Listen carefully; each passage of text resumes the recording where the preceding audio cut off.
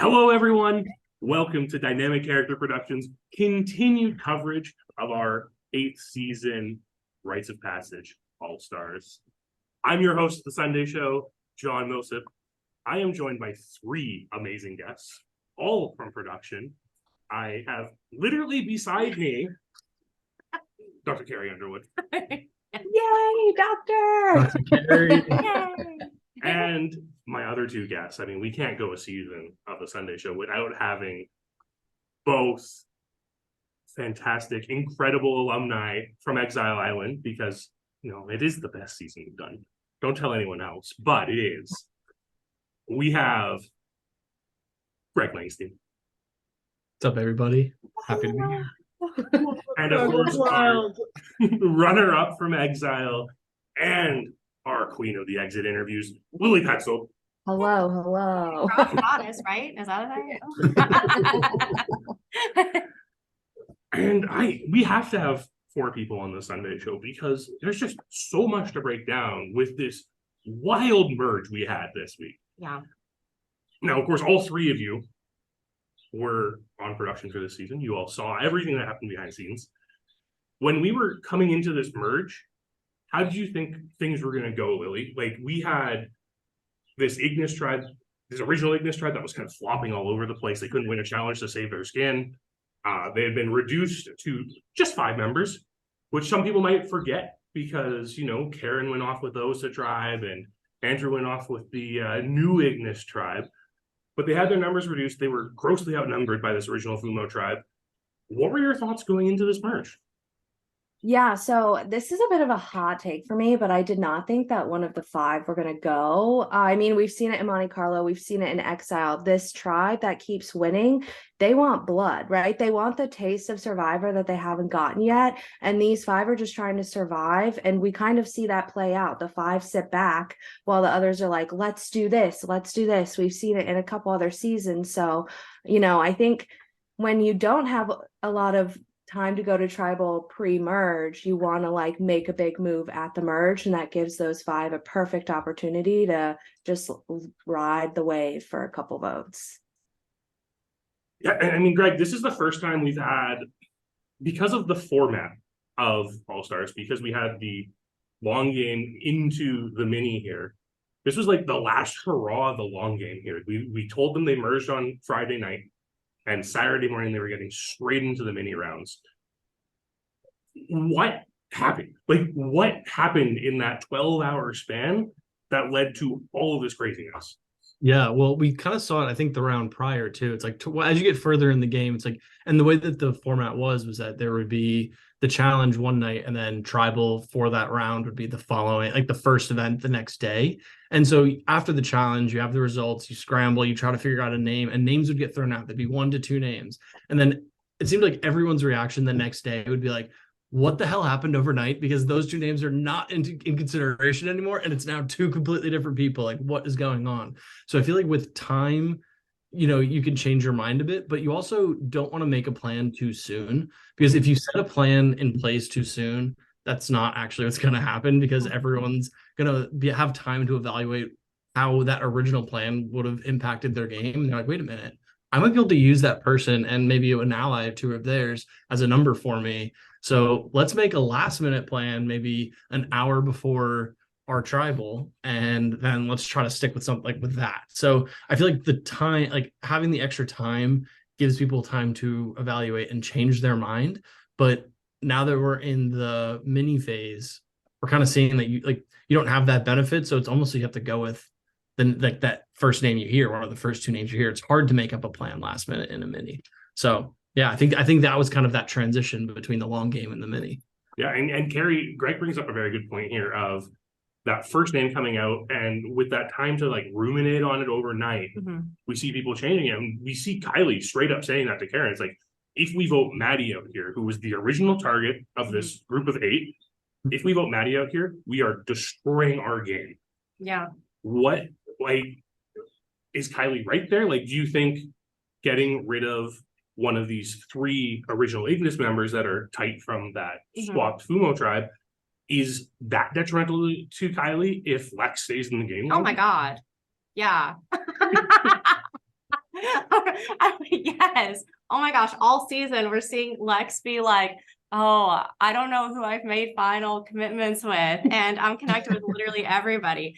But actually, okay, I was thinking like Maddie was like the original name, but like Austin Moorhead was like the original name. And I thought if anything, he would be the first one to go because like they voted him out first. So I was like, why wouldn't they just vote him out first again? And it's really interesting because you would think Austin's name being out there first would be make him an easy target here, right? Because it's like, oh, yeah, we've already done it. But we actually kind of saw the opposite happen where people were like, we already voted him out once. I kind of feel bad for it. Maybe we shouldn't do it again. And of these three, the one person whose name just isn't coming up is Simmons. Yeah. No. Wild. Why? Absolutely wild. As you know, Greg, Lilly, myself, we've all played with Simmons. We've seen him get to the end of the game. We know how threatening he can be. Why, like, we know Karen is like trying to keep him to herself, which varied results there. We'll see how much Karen actually has Simmons there when Simmons hasn't mentioned Karen's name really at all in any of his conversations of who he's close with. But Simmons is just someone you want to play with. Something about him. He's just he hasn't won a challenge. That is true. So that is true. I guess we don't see him win a challenge. Well, I mean, they won the one challenge in the pre-merge, and we see him win in the next episode in the Shea booth there. But so no one's really probably clocking him as like, and I think Karen says in one of her confessionals like Simmons doesn't have anybody, and so I'm gonna pull him to us. Well, I mean, that might not be the best read. Right. Odd take. I know that there's some people who've expressed that they didn't catch up on all of the seasons before. Maybe they watched some recaps, but I'm thinking like the most obvious duo of all this season is above even Kylie and Mike is Austin Moorhead and Mike Simmons. Yeah. Like they've known each other for years. And it's amazing to me that so many people are blinded by that. And even when there's like instances where people think they want to use it to their advantage, like I feel like there's still a blind spot of like, what are you going to do to separate them? Yeah, not even those two, but everyone in exile. Like the four exile boys are now together, and everyone's worried about Trinity Falls. Trinity Falls people, they had 1 day to work together. These exile boys had at least 20 days. You know what I mean? So they know how to maneuver with each other more so than these other duos or, that they're not clocking, just how the tribe shook up, I think. Yeah, I mean, and we even see the benefit of like Andrew's positioning at this point, taking advantage of that relationship he has with the Trinity Falls people, or not the Trinity Falls, sorry, the Exile Island boys. And we see him, and it's really interesting the way he approaches it, because we see him sharing all the information from that group call with all the 8 where they like are throwing out Maddie and Austin as the backup vote. We see him take all that information back to Maddie of all people. Mm-hmm. And he's really playing this middle game that we see a lot of people get in trouble for in this episode, but no one seems to be picking up on it. Mm-hmm. Right? Yeah. I am interested in, I've come up with a theory, right? This is just in my head, that the reason that the big tribe kind of imploded is because of the information Andrew brought back. He wasn't like, oh yeah, they're a tight 5. He was like, there's voting blocks, people are being left out left and right. And that's not really, how the audience is seeing it, how we saw it. So this gives Kylie, the Lex, this gives them an opportunity to say, well, if they're not going to come together, we have some time to take out these people I'm worried about in the long run, because of how Andrew presented the information. Whether it was intended that way or not, I think played heavily into the merge, Boot, and Shea, for sure. Yeah, I think that's right. I almost think that like Andrew and even Karen are the ones who are kind of like manipulating the whole situation and manipulating everyone's knowledge of what's going on the other side.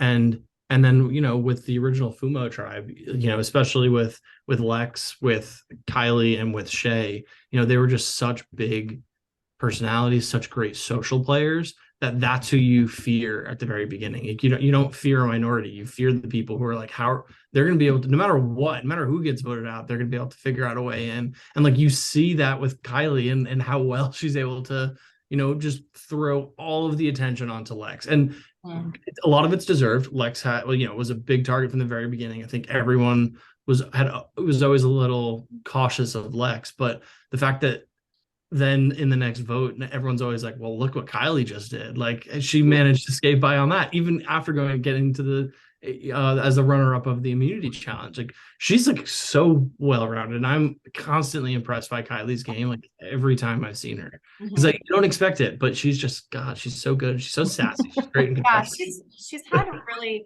I mean, this game compared to what she did in Monte Carlo, it's so different. She was so held back in Monte Carlo because of Mike. But now without Mike, she's really been able to, you know, like go off and do her thing. And it's really impressive. And we really weren't able to see that as much in Monte Carlo. Yeah, I mean, one of the things we did hear from the Monte Carlo cast in general is that Kylie's just so good at making connections with people. And we see it again this season. Like she makes a comment in this first episode where she is not the number one of anyone on that original Fumo tribe. Yeah. Right?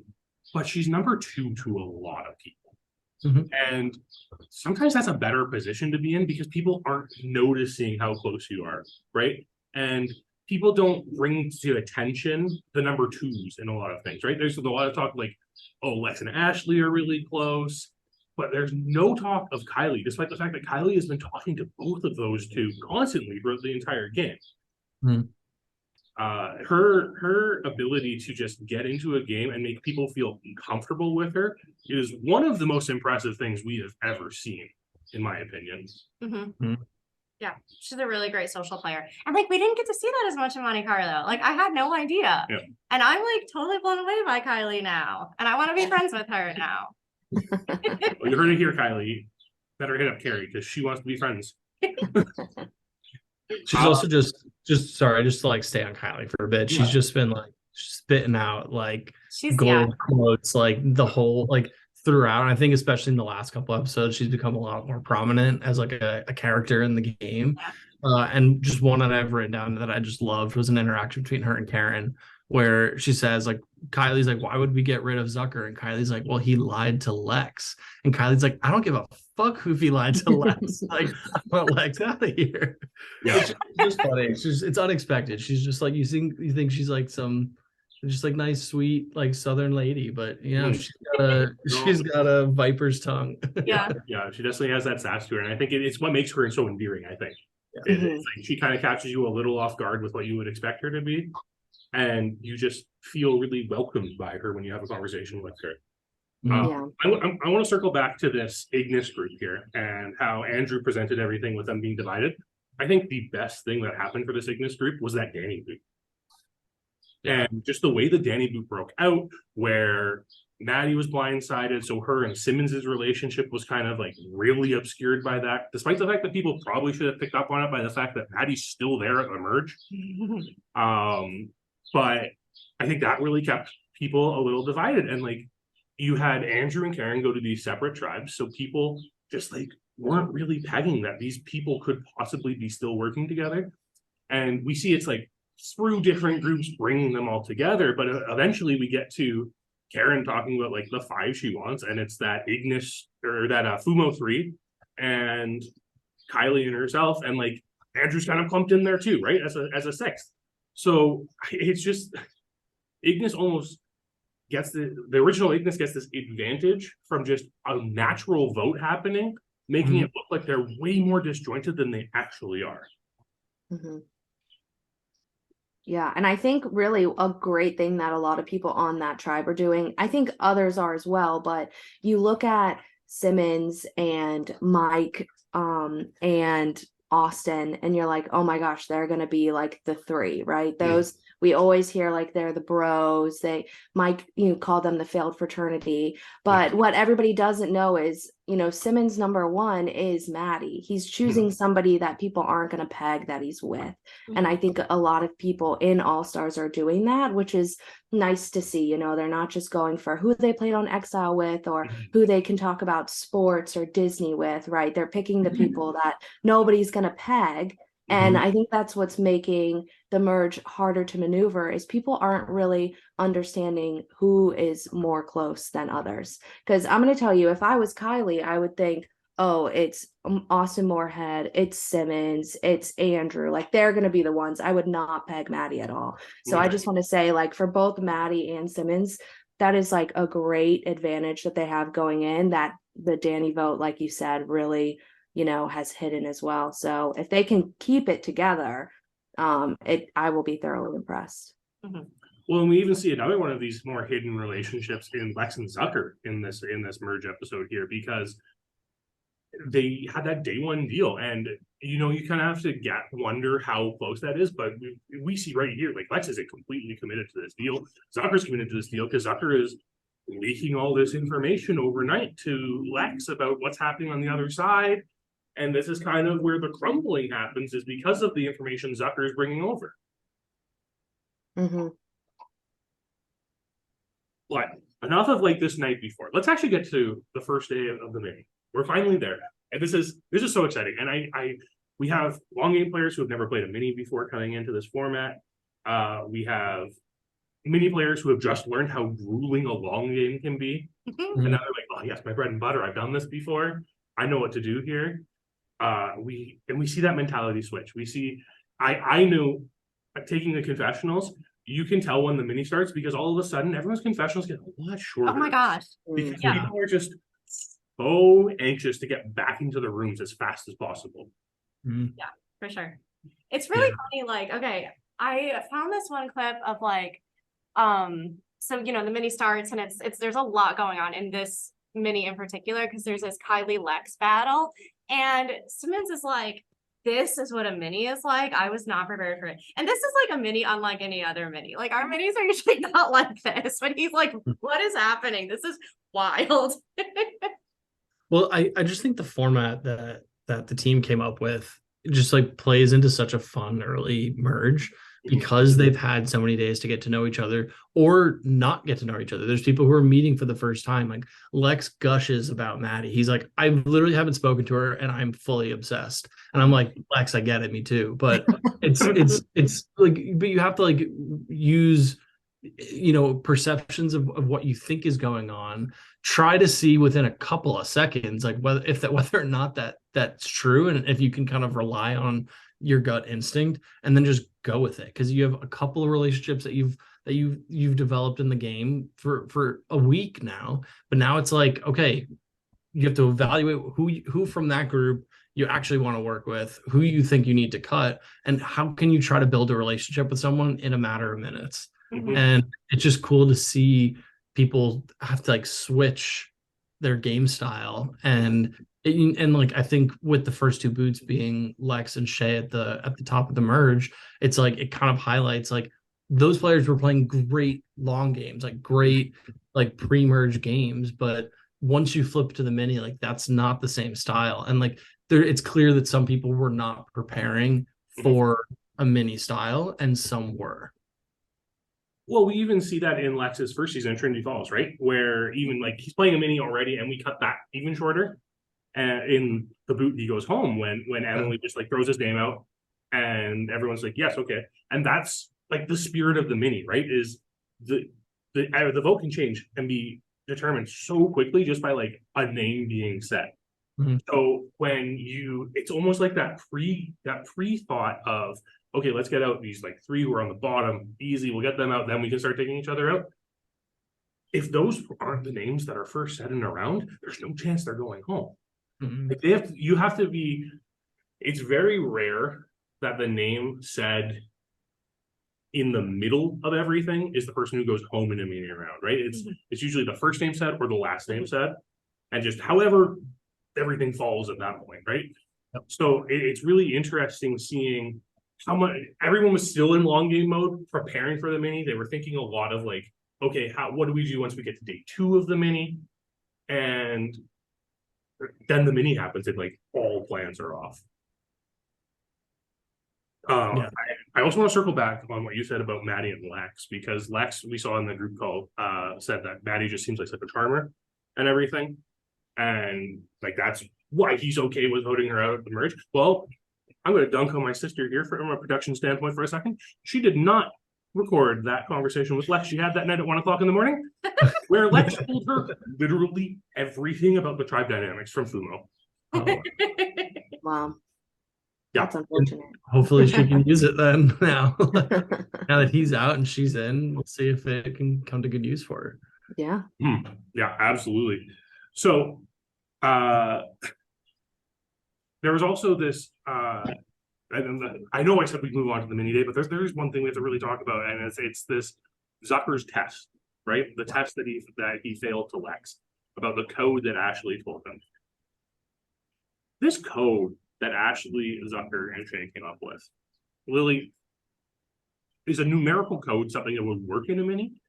I'm gonna tell you, no code is gonna work in a mini, because if I have to place a word in a sentence, it's gonna end up to the left, to the right of what it's supposed to be. I think it's smart, like when you're planning it, but I don't know how you put the number 7 in a sentence. Like if we're sitting there, I'm like, I'm gonna have the number 7 hoagie for lunch. What do you guys think?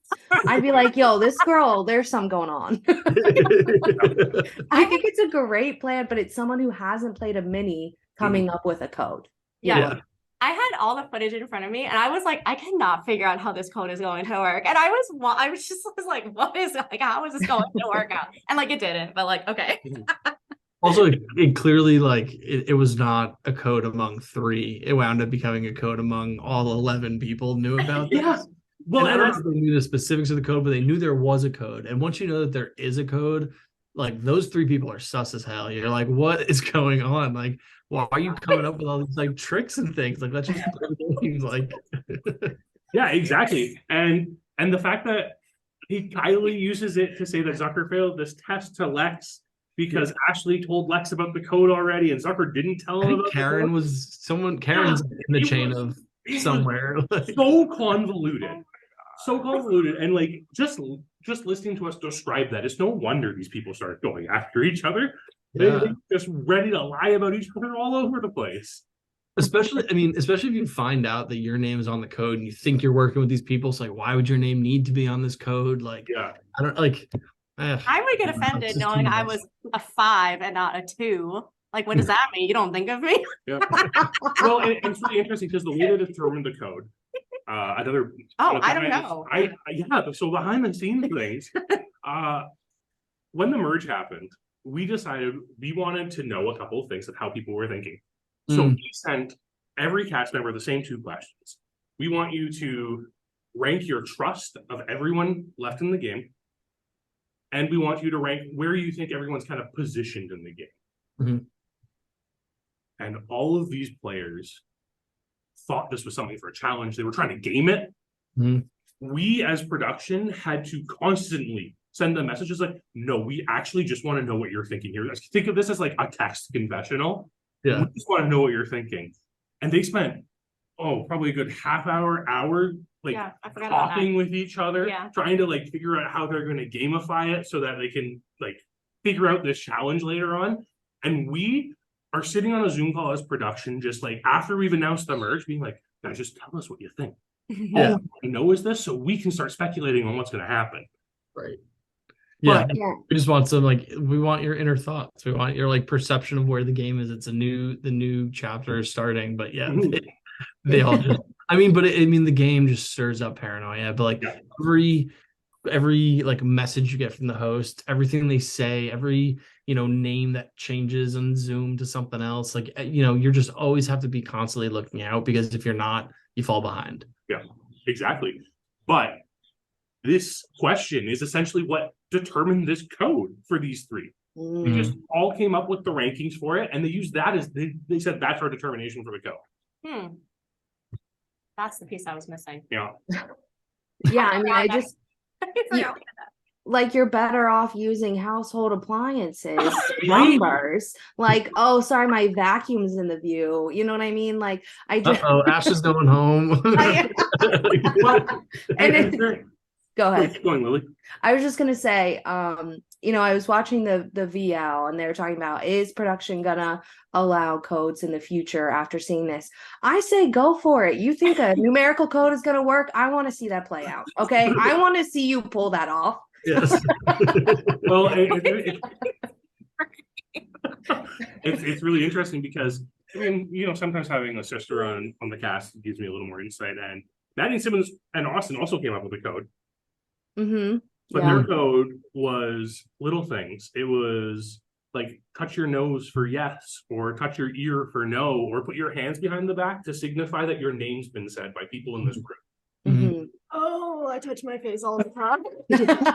I know, so does Austin. I feel like that would not be a good There. code for Austin. Like, I don't know. Like, But I think that is a much more useful, right? Because the hardest part about minis is I can't pull you into a room by just the two of us and say, what are we doing? I need to be able to interpret if you're telling me the truth or you're telling me what, is John telling me the truth or is John telling me what Carrie wants to hear? Because she's right there. So if he's, leaning back saying, oh yeah, we're going to vote for Greg, I'm going to be like, all right, well, I need to bounce and I need to figure out what to do. So I think that's a much, I think that's definitely a better code.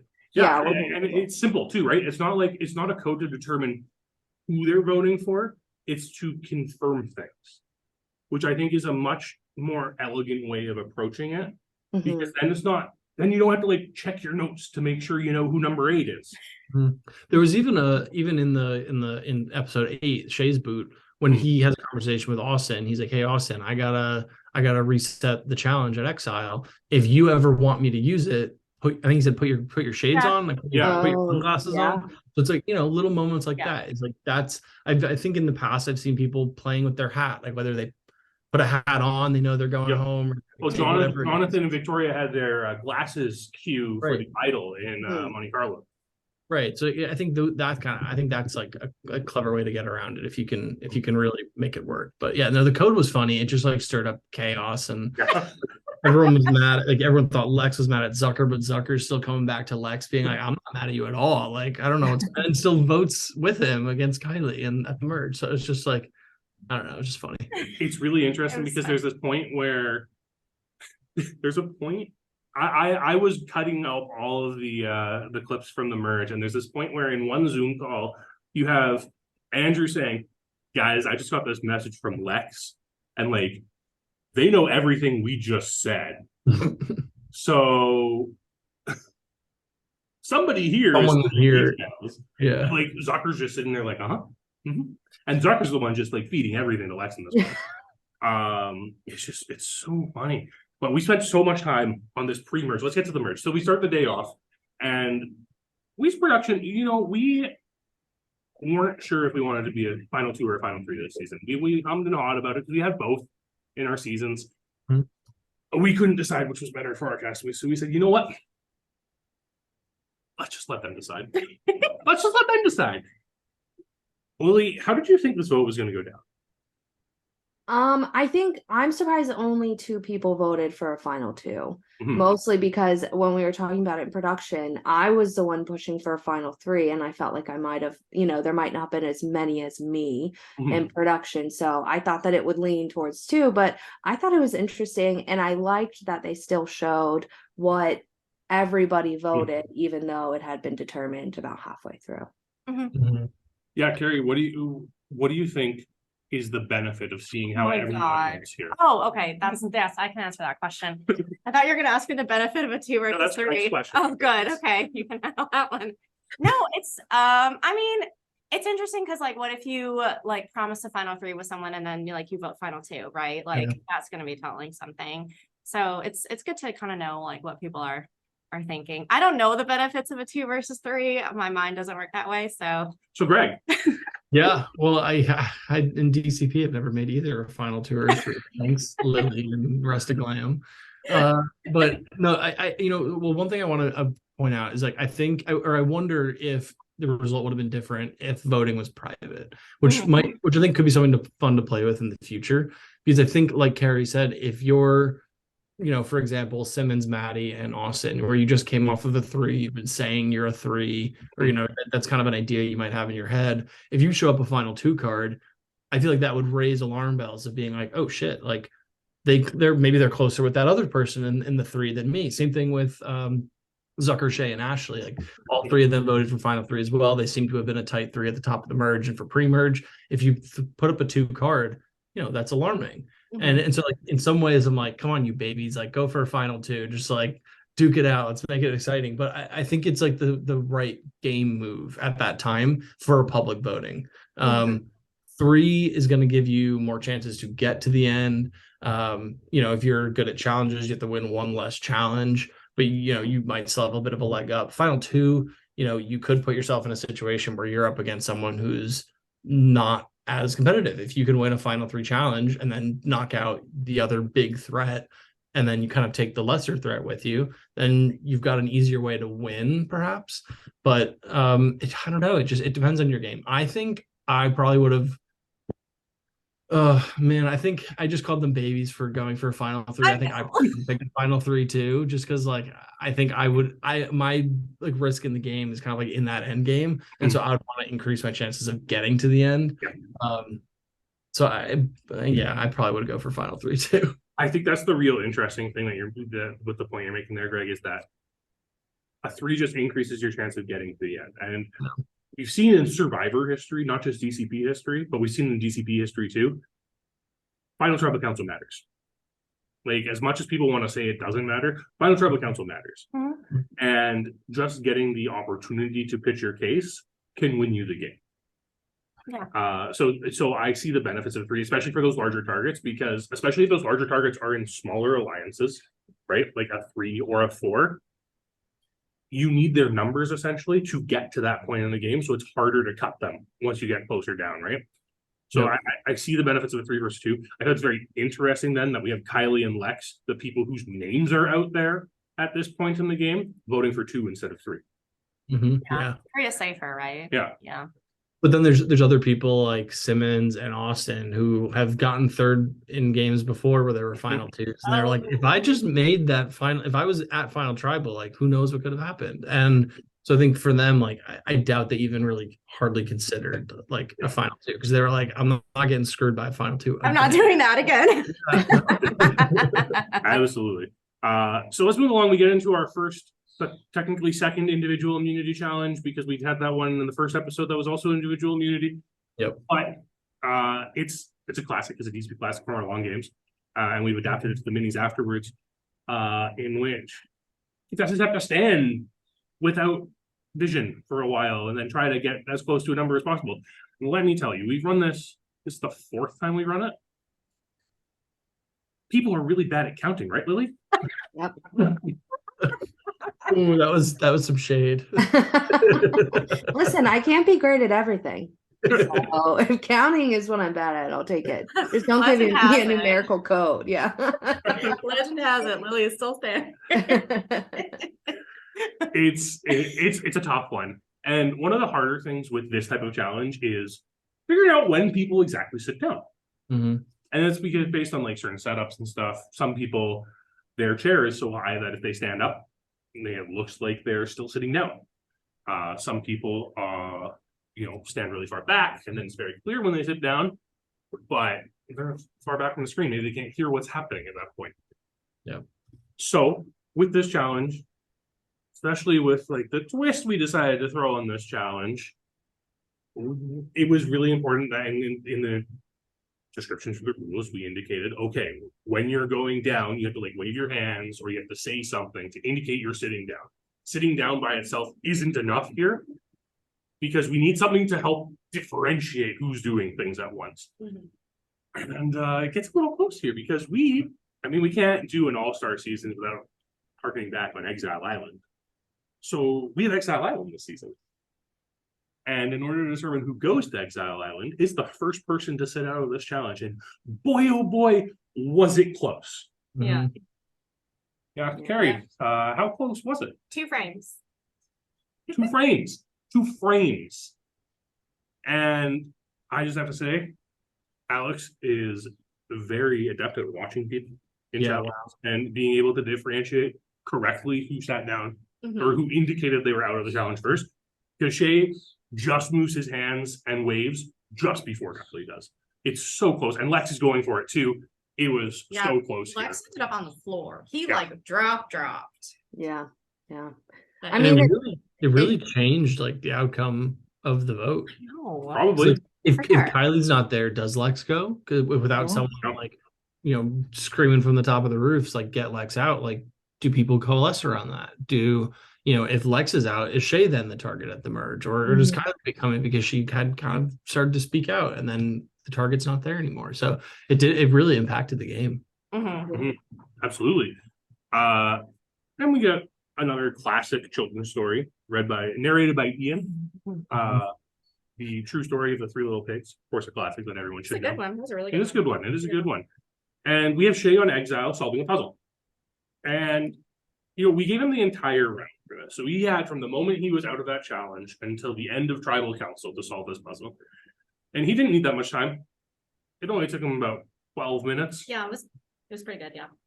Which is just a little bit longer than the challenge because they had to stand for 8 minutes and 5 seconds, which was chosen because that's how many days since the first season. Right, it's like there. Yeah.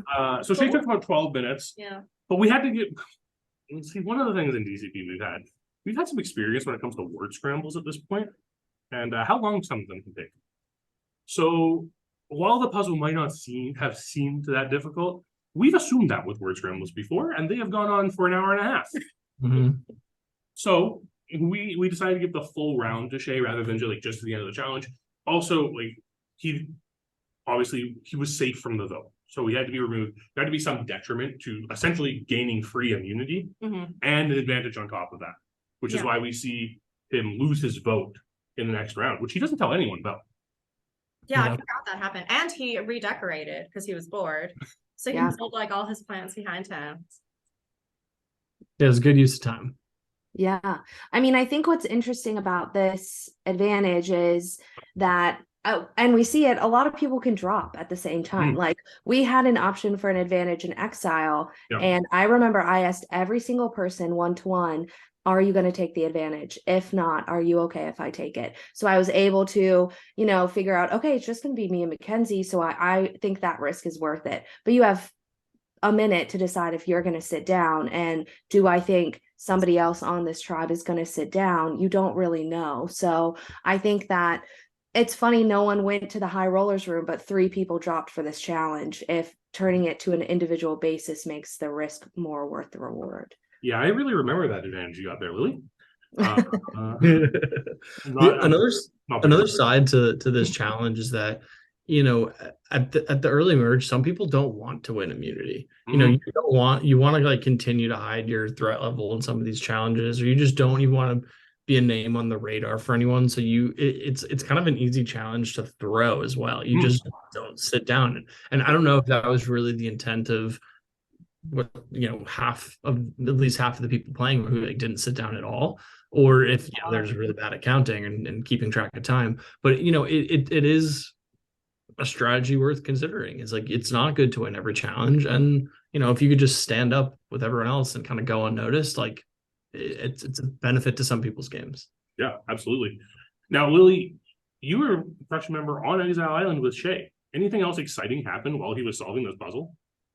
No, I mean, he was great. He talked out loud. He solved it pretty quickly. There wasn't really anything else. We listened to a couple of his records. I felt like I was on Exile with Shea. It was nice. He was probably one of the best castmates to be on Exile because he wanted to talk and hang. So I wasn't just stuck there recording him rearranging his room. But I mean, he was a pretty chill Exile member, right? Somebody you want there stuck with you. Oh. And this is a new advantage we had here, a challenge reset. So there's a lot of strategy that goes into it. Greg, what is the production philosophy on this type of advantage instead of, say, an idol? Well, idols are fun, and the cast didn't really find any of the pre-merge idols, so that's on them. But it's just fun to have a different twist, and it really challenges you to think about, if someone wins an immunity and then you take it away from them, how are they going to feel about that?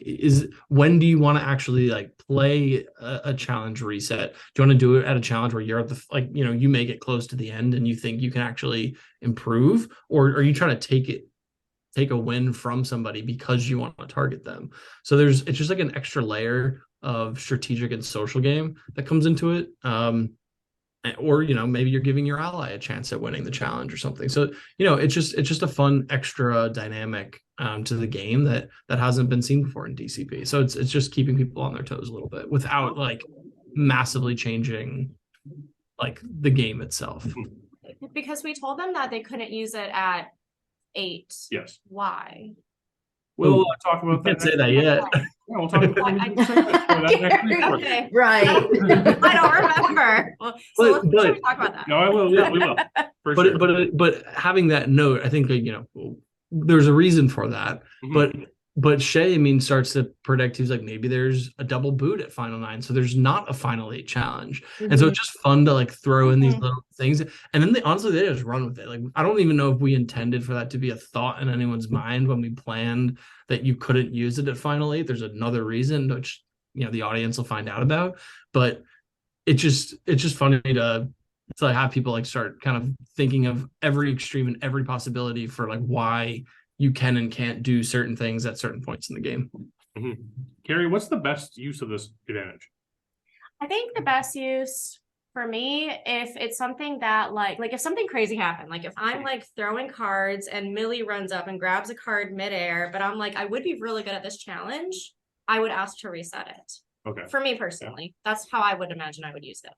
So I was talking to Maddie about this yesterday, and she told me that she would hold on to it until there was an endurance challenge and immediately drop out of that endurance challenge and let everyone else go as long as possible.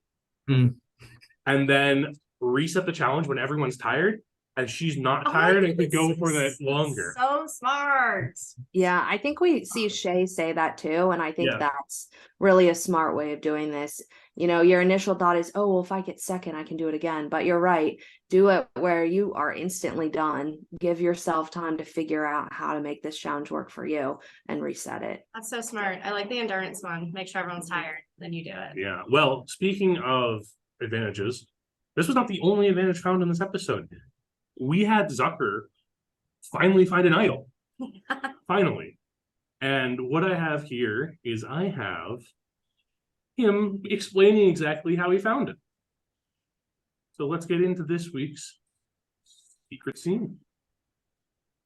It's going to be probably at the merge. There's going to be a tree mail clue that really just gives you the template, the order in which certain words have to go. And so we got that exact tree mail clue, which had a random listing of symbols up and down the sides of the clue itself.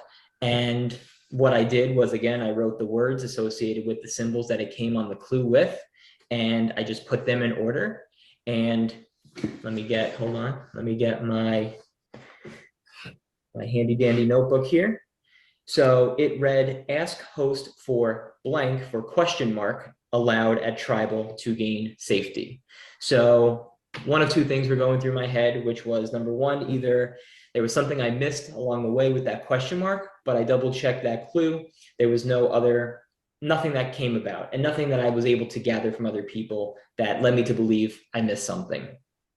So then what I remembered also for my season was that there was, a time or two where if we were paying close enough attention, we would see one of the host's names change. And so during tribal, I had a feeling that there was going to be something associated with that question mark come up, and that it was going to either reveal a bunch of random letters that we would have to rearrange and put it in that slot, or it would just show the word itself.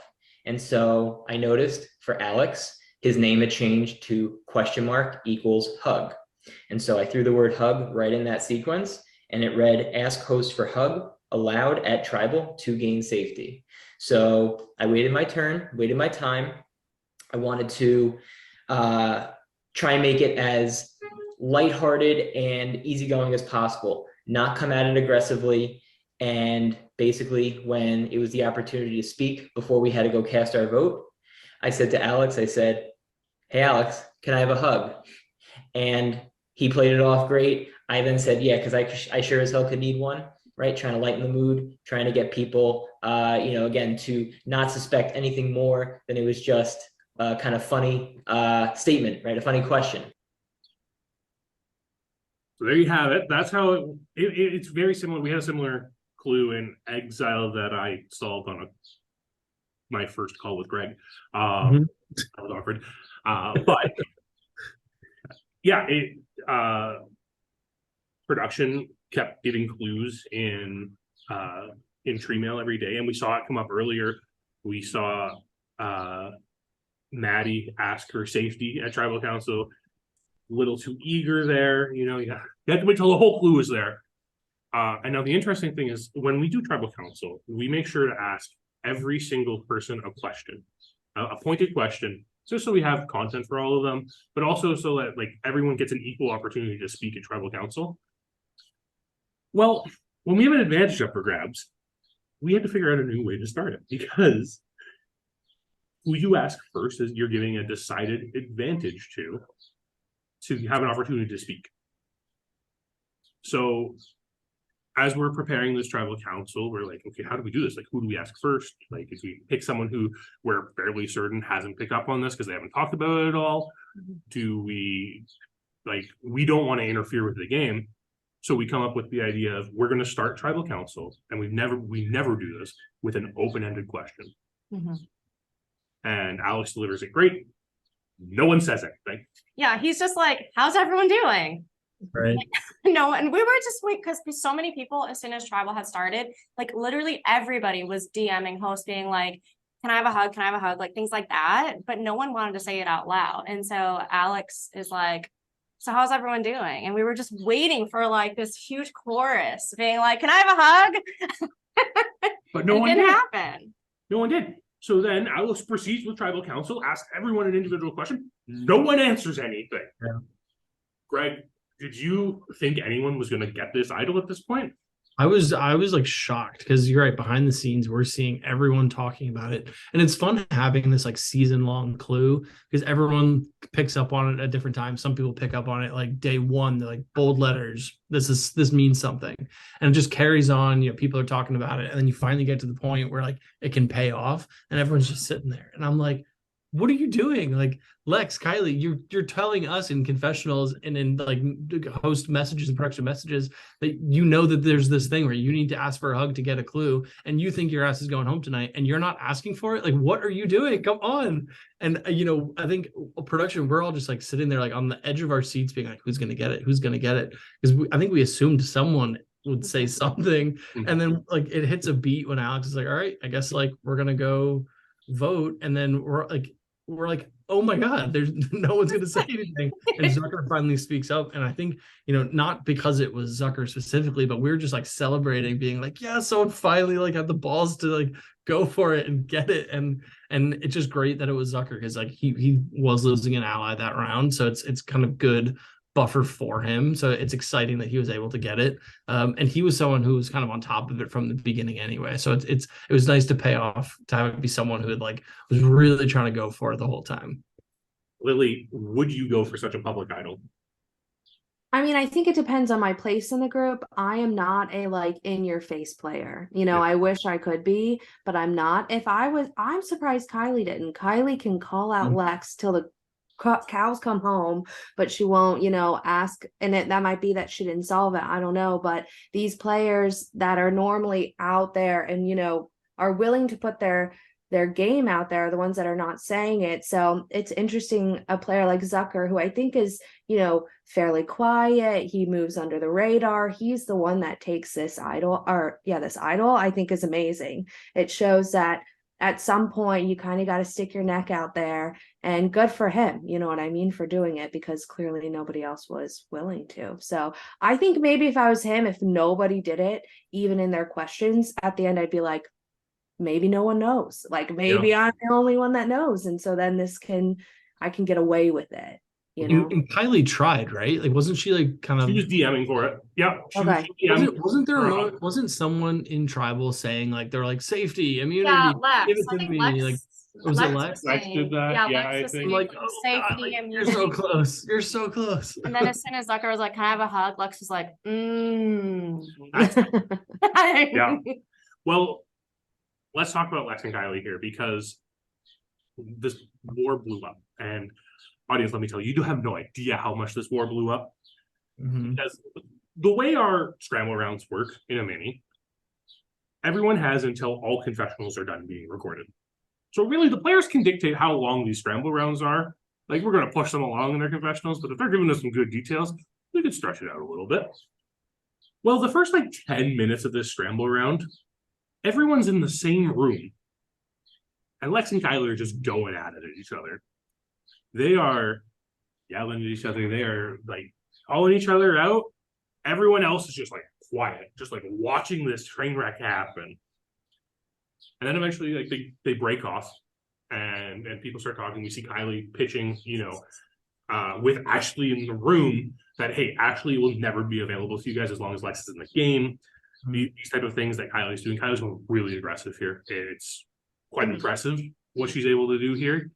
And one of my favorite parts that didn't make the episode, unfortunately, Lex eventually comes into this room too. And Kylie and Lex start going at it again. And Ashley speaks up and says, Kylie, Lex, can you two leave so we can actually decide what's going to happen? Hilarious. So Kylie and Lex go into a breakout room by themselves, and they continue the conversation. We saw some of those clips in the episode. They continue that conversation for the rest of the scramble. And there's another really funny moment where Simmons comes back into the group chat after because everyone's kind of breaking off, making their plans and everything. It's where we see Simmons, Maddie, Austin, and Karen confirm, yeah, okay, we're going to vote Lex out here. Simmons comes back into the call with Garsow, Ashley, and Andrew and says, I peeked in on Lex and Kylie, and they're just still going at it. And then tribal council was called. And we say goodbye to Lex. Mm-hmm. Any last thoughts on Lex here? Love him. Yeah. He was the cult leader, and everyone was drinking his Kool-Aid. Don't know how he made it. Kylie had to get rid of him. Yeah. Yeah, I mean, the only thing I do want to give Lex props to is we saw in all the pre-season stuff, everybody that played with him in Trinity Falls said, to the answer, who don't you want to see? Everyone's answer was Lex. And so when you see Lex, I'm like, oh, he's going to be the first boot, but he made it to the merge. And I think that speaks to his social ability in these games and how he can really make friends quickly and genuinely, and that can get him far. So I thought that was pretty good work of his. Yeah, absolutely. Making it to the merge with someone coming in with such a big target on the most recent season, not an easy feat. Mm-hmm. But there's no one who would be a better first year either. Lex is a fantastic person to be Mayor of Ponderosa because the enthusiasm he brings for the game and just for the people in the game is so infectious. And especially in a mini, when you're voted out really quickly, you can fester a little bit as votes go. And you're wondering how things went. You can be a little upset about it for a while. Lex is the type of person who would de-escalate that instantaneously, just because you get to talk to him now. Mm-hmm. Yeah, I agree. Yeah, love him. Great character. So we have a whole other episode we have to talk to. And Shea, I'm really sorry. Not as much happened in this episode because there wasn't 12 hours of conversation beforehand. Yeah. So we're not talking less about your episode because it's less important. It's because there's just less content. I'm sorry. We still love you. Yeah, for sure. Yeah. So Shea's back from exile and he comes back to this mess. Lilly, what would you do if you just came back to everything's fractured? Everything you knew in the game, gone. I mean, the hardest part for him is if I'm not Shea, I'm like, you have an idol. I don't want to talk to you, right? Mm-hmm. And the only thing that Shea can keep to himself is that he has this reset, which is not even appealing to get an ally, right? So he doesn't have anything that he can kind of reveal to bring someone in. I'm back. Surprise. I think, you just got to get somebody in a room and be like, listen, I'm a number wherever you want me. I don't know what's happening. But I don't know that works for him here. So I don't know. Yeah. And the other thing is he doesn't know how any of the conversation went. And I think we really see that coming to his detriment here because he just throws out Maddie's name, which is the name he heard before everything broke loose. I actually think this is a really smart idea by Shea because this is a name that 7 other people already agreed to this name originally. So I think this is a really smart name to stick with. The problem is like there was just so much momentum built at that point that people, I mean, the original Fumo was just ready to just like devour each other. Yeah, I mean, I don't know if what would have been better for him was to say nothing and just go in and say, listen, I wasn't here. You tell me who to vote for. You got me. Yeah, that's a good point. You know, it's so dangerous in a though, especially when everyone, because he has to assume everyone thinks he has an advantage, and he has to assume everyone thinks that's an idol. Yeah, and then like the other side of it is that when he left to go to exile and took that safety, like you're also indicating to your allies like you're on your own. And so if you're my ally and you do that to me, you don't necessarily have like immediate loyalty back. Like you just left me out. I might have needed your vote at this round. Like something we just saw crazy things happen. Like I don't know if Shea being there could have saved Lex, but maybe, you know, you never know. Maybe that could have kept like Zucker and Ashley and Shea more together. And then with Lex, that's four out of 11. You only need 2 more, and then like you've got the number. So we saw that Maddie and Simmons were willing to vote Kylie, right? Yeah. Austin comes in and says he's going to go Lex. I actually believe, and like I kind of confirmed this with Maddie. The only reason that stays a Lex vote and there's no pushback on Austin saying I'm voting Lex is because Karen's in that room. I think like a brilliant move by Karen. I have to commend Karen on this. Going into that room, pretty much assured that they said Lex. Whether that was her intention or not, still good on you, Karen, because you made it so that vote went the way you wanted it to go. Who knows what would have happened if Karen wasn't in that room? Yeah. I think like what we're seeing is like it's almost better to have maybe 3 really close numbers rather than being in a very vague majority. Like, because if you have 2 or 3 other people who are not going to say your name and who are not willing to vote you out, you can be in different rooms at different times, and players are afraid to say your name. So you don't necessarily need a big majority. You just need like some really, really tight allies who aren't going to turn on you. And that's you know, that's what Kylie had with Karen being there. That's what kind of Maddie, Simmons, and Austin have a little bit. I think that's kind of furthering the kind of the implosion of OG Fumo, which funny enough, I think Shea predicted it in an earlier episode where he had a confession. He was like, I can't wait to get the majority going into merge and then just completely blow it. And I was like, oh, Shea, like knowing what happened and having seen that confessional, I was like, Shea, like you're the downfall that like you're caused by that. Like you and Lex going out right there is like, you know, you're starting to go after each other because like you had this majority. Yeah. So we have a classic DCP challenge here with twist. It's extra extreme flip cup. And extra extreme. We've done extreme flip cup. All of the 3 of us have competed in extreme flip cup. We've seen more extreme flip cup, and this is extra extreme flip cup. You used to flip 9 cups on top of each other in it. This is a tough one. There's a lot of rounds because each round's played individually.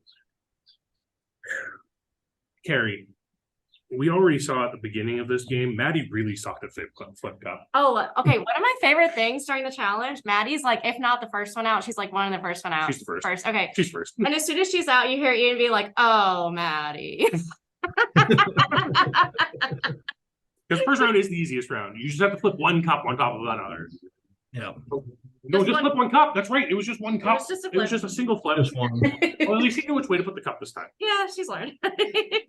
Ian's like, oh, Maddie. But the next person out, Shea, who's already in this bad place. He could reset the challenge, and we kind of get a confessional about him afterwards saying, why would I reset that challenge? I was terrible at it. Yeah, he did. He told someone in a scramble room. I saw the footage. I can't remember who it was, but he was like off to the side. I tried doing it again, and I just couldn't do it. There was no point in me resetting it. It's like he practiced afterwards. But that's actually a good point. I didn't even think about the fact that he turns his camera off, so he can literally just like practice along with everyone, and then decide if he wants to use the challenge reset. Yeah, and he was like, there was just it wasn't happening. Do you wonder if he should have used it? Because then he could have been like, this is literally what I got at Exile. I don't have an idol. I'm not as big of a threat as you think I might be because whatever I have. That's a really good It's point. resetting a challenge. Let me just get it out of Yeah. Especially if he doesn't think, and I don't know, I don't know whether or not he feels this way, but if he doesn't think he's like gonna be really much of a challenge threat in any of these, like just get rid of it. Sometimes like getting rid of advantages is the advantage. Now, the one thing that I think would make that not the best play, Shea comes back at this challenge. There is no scrambling beforehand. He has no idea his name is the name coming out here, right? That's true. True. So and like he could be thinking, okay, there was all this chaos. They took out Lex. Maybe he's thinking, okay, then that means we fire back at the other side now, right? And maybe we get Kylie this time, or we like either unify again and get out Maddie like he pitches. I don't know if he knew how much danger he was in this round. Fair enough. He should have let the paranoia win. Yeah, sometimes it's good to be paranoid. Yeah, sometimes the parent, because I think Greg is right. I think, like, given the hindsight that his name was out there, him playing it and been like, look, like, I thought I would have got something too, or else I wouldn't have dropped, but this is all I got. And being able to say that when he uses it, I think maybe the 5 would have pulled him in and been like, look, let's get whoever you want out as long as it's someone on your tribe. But I mean, he doesn't have that hindsight. He thinks it's going to be, Kylie next. So I don't know that he ever would, but I agree with you, Greg. I think if he did, he might have been used as a number. I don't know how much further he would have gotten. Yeah. I think it also depends on like what kind of like challenger you are. Like I've never come anywhere near winning an immunity challenge. It's like even if I had like a reset, like I'm still not gonna win. So like how else can you use it, to the best of your ability? Yeah, I think like the only other option to really use it then is if you have an ally who like you're super tight with, that you are fairly confident just needs that second chance to go at it. Yeah. But in the end, we see Simmons and Kylie flipping those 9 cups, and Simmons is on top. Simmons finally won something. This season, he's won plenty. Yeah, he has one. He did the 4 individual immunities on Exile. Yeah. So he was definitely already a challenge threat. He didn't win this challenge the first time around, though, because the winner of that challenge is sitting right here. And the runner-up in that challenge is also sitting right here. I don't want to talk about my placement in that challenge, so we won't. Because I got voted out after that challenge. After your funeral? After my funeral, yes. Voted out again. Right? Again. I got voted out again. Just want to clarify. Right. Thanks, Greg. Thanks. So we get into the scramble, and it's almost awkward because everyone's like talking to Shea, being like, "Oh yeah, like we could totally work something else out. We can do this Maddie thing, or like Zucker's name's out there." Everyone's just like, "Nah, it's Shea." Yeah, it's just yeah. He didn't have much hope. And again, Shea, I'm really sorry. I really am. I want to talk more about this, but like everyone just seemed to have their mindset up. But there's one more thing we can talk about in this episode. Maddie found a clue to an advantage. And this was an advantage where Morgan, during the challenge, changed her name to Message Alex for a clue. And only 2 people did. And that was Maddie and Kylie. Kylie guessed wrong. And we put a lot of limits on guessing for challenges this season, or for advantages this season, because we didn't want people just kind of like spam answers for things. We wanted them to actually like have to hunt for them. So in the pre-merge section, some of the like the album cover that we revealed last week, that was a 1 guess. You get 1 guess, that's it. The legacy advantage that Garsow found, 3 hours between guesses. So we didn't want people just be like, okay, I think I'm close, I'm going to keep guessing, and then using like trial by error to figure it out. So this was another one where I was like, you get 1 guess. And this clue haunts me to this day. Because this is the clue that I received in the aforementioned second vote out of me, where I couldn't solve it in time to get the idol to protect myself that vote. No, it was the second one. Yeah, no, it was definitely the second one. It was definitely the second one. I remember it really well. It's like first of the third. Yeah, and so what it is this clue is written in a way where it is indicating a letter of the name of someone who has been voted out previously. I didn't find it because I spelled the name Michael very poorly. Oh, I've never admitted that before, but that is actually why.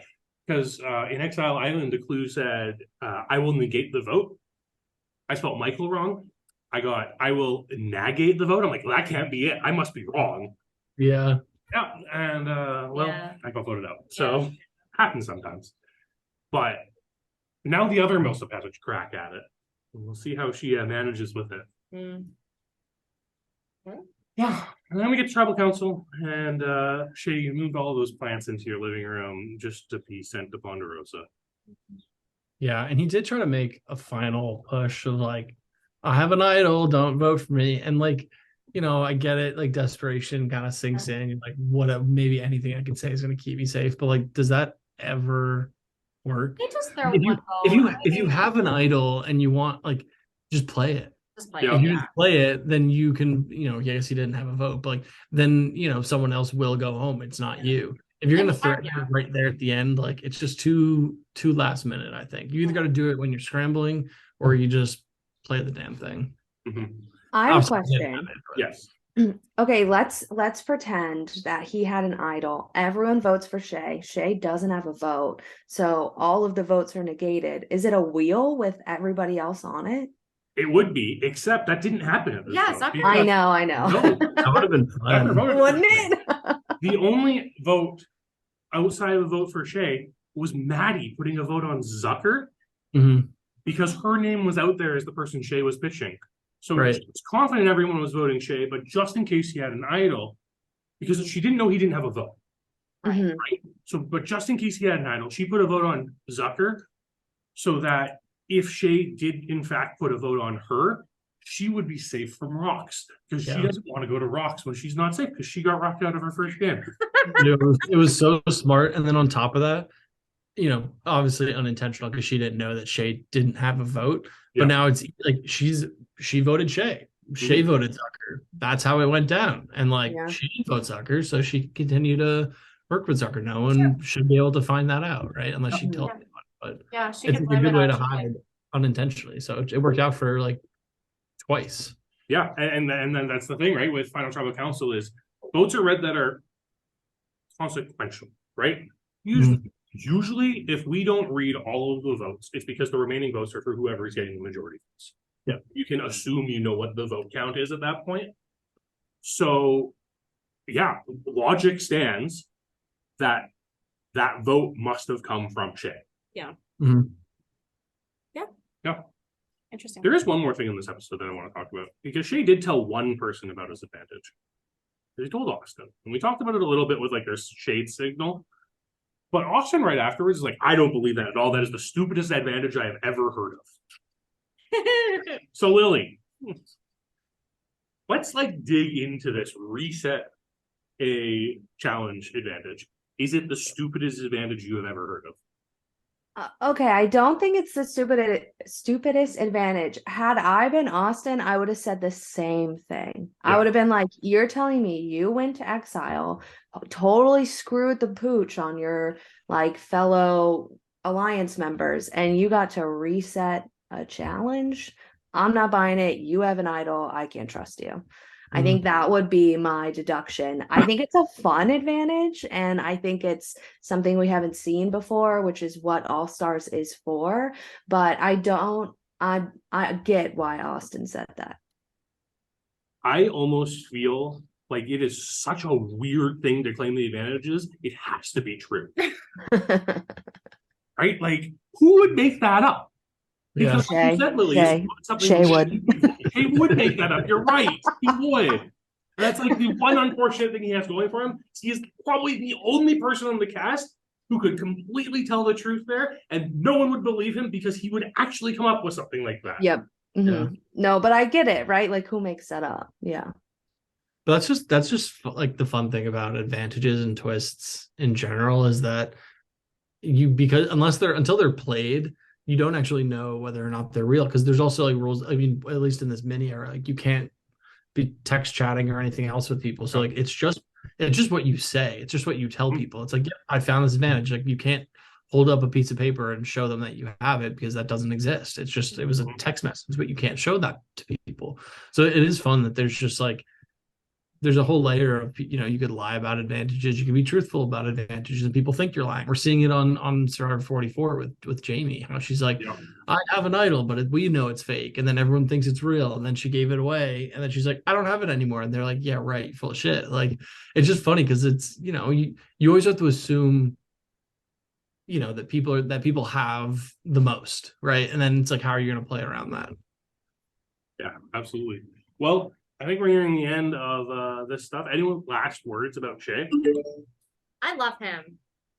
Yeah. Just two fun like characters back to back, great confessionalists. Shea had I think Shea, at least up to this point, had like the best confessionals, Hot Tub Shea, Professor Shea, all the other Shays that we had. Like, it was just like Jungle Shea, I think it was fun that he played with it a little bit, because I think myself, I get very game body in games. I can I talk about the strategy and that's it. He's just having a good time with it while also giving us his insight into the game. So yeah, everyone else has to pick up the slack of losing some. Yeah, we need more characters now. Good thing Kylie started emerging. And has some characters in these couple episodes. Yeah, for sure. Lily, any last words for Shea? No, I mean, just exactly what Greg said. He will be missed on the screen, and it was really great to see him in All Stars. Yeah, it was fantastic, especially when we were robbed of him in Monte Carlo because he had to leave that game for personal reasons. Seeing him back, so good. I think my favorite part about Shea is him and Austin Moorhead had an agreement to just create chaos at the merge, and I think that succeeded. Yeah, it worked. Yeah, it worked. All right, well. So it's the Sunday show. We need a game. So it's time. We need a rematch. Lily, Greg, you're playing Extra Extreme Flip Cup. Yeah. We have Lily. We have Greg, the winner and the runner-up from Exile Island in Extreme Flip Cup. Now they have to go Extra Extreme. But you know what? Because they're just facing off against each other, they don't need to do all of the rounds. They just need to do the final round. They are going to flip 9 cups onto each other. All right. Lily, Greg, are you ready? Yes. All yes. Right. Carrie, can you count them in? On your mark. Get set. Go. Oh, both of them hit their first cup. Oh no, Lily has different cups. Lily has the square cups on the bottom. Ooh. Oh, those are harder to stop, aren't they? I don't know. It's a good question. Oh, maybe not, because she has the second one first. Oh my god, I'm gonna love this if Lily beats Greg and gets her redemption. It's like once you get the first couple are hard, but then once you get a few, the stack gets heavier and it makes it a lot easier. It's just getting that up that height on the subsequent ones can be a little harder. I know. I say like I'm on a second one. I have not done this, but I've watched. Right? Yeah, this too. I won't lie. Every time we play Extreme Flip Cup, I am flipping cups off camera. That's really good practice. Oh, Greg on his third. Yeah. Lily's struggling with the third one here. Come on, Lil. Oh, she's got it now. Oh. Clearly, we just have to say they're struggling, then all of a sudden they make it. Oh. Almost.